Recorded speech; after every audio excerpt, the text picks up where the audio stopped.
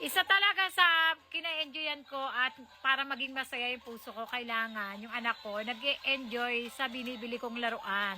At eto nga tong laruan na to, nag-e-enjoy yung anak ko. Kanina niya pa nilalaro yan, mga mari ko, pati ako nag-e-enjoy.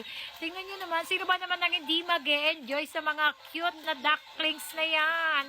Ang cute nila na umaakyat sila sa stair. Tingnan niyo, akyat yan. Baliktad ata yung isa na, ala, kahit baliktad nakaakyat siya. Nakaakyat siya kahit baliktad. Ayun o, diba? Maakyat siya sa stairs, tapos magpapa-slide siya. O, ayaw niya mag-slide na kasi nga baliktad yung isa. Ayan, nag-slide pa rin siya. Tingnan nyo. Diba? Pati kayo mag-enjoy Mars. Mura lang yan. Kilala nyo naman ako. Hindi ako nabilin sobrang mahal. I-click nyo sa Yellow Basket. Carry yan ang budget natin. Super enjoy dito yung anak nyo.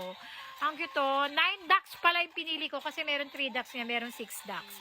So sabi ko, gusto ko yung mas maraming duck kasi ang ganda ng kulay niya. Oh, alam mo yun, parang aliw na aliw yung mga mata ko sa kulay niya. Nakaka-aliw, nakaka-enjoy. Pati yung anak ko, enjoy na enjoy. Naku, kanina niya pa nilalaro yan.